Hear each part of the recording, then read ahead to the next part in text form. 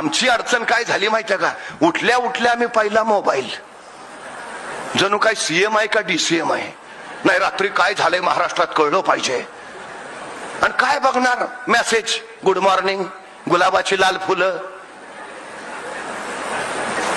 नाही तिथं फालतू वेळ घालवतो, नाही तिथं. मी वारंवार सांगतो, त्या पोरांकडनं अपेक्षाच करू नका.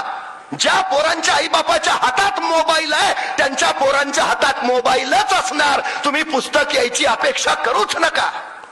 आई बापाच्या हातात पुस्तक आलं ना, पोरांच्या हातात आपोआप पुस्तक येतं. सगळ्यात महत्वाची गोष्ट आहे ती. सगळ्यात आमची अडचण ती झालीये. मला एका प्रश्नाचं उत्तर द्या. ऑडी, मर्सिडीज, रेंज रोवर या गाड्यांच्या जाहिराती तुम्ही कधी टीव्हीवर बघितल्यात का? नाही. मोबाईलवर स्क्रोलिंग करताना कधी ऑडीची जाहिरात तुम्हाला दिसलीये का? नाही. का नसतात माहितीये? टीव्ही बघत फालतू वेळ घालवणारे ऑडी घ्यायच्या पात्रतेचेच नसतात हे त्या कंपनीला माहितीये. जे मोबाईलवर टाइमपास करताय ना त्याची लायकीच नाही रेंज रोवर घ्यायची. त्याला जाहिरात दाखवून उपयोगच नाही. त्याला जाहिराती कुठल्या? Rummy circle.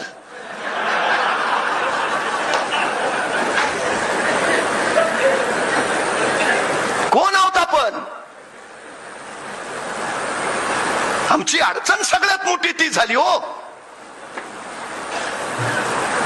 अहो, काही दिवसांनी शहरामध्ये मोबाईल डिटॉक्स सेंटर उभा करावे लागणार आहेत.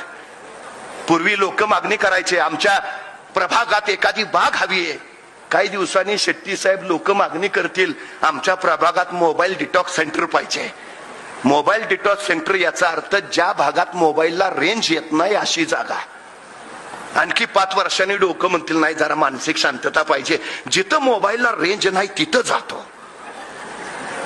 काय जवळ आहे तो, लांब नाही. आमच्या क्षमता मारून टाकल्यात, कौशल्य मारून टाकले या सगळ्या गोष्टींनी.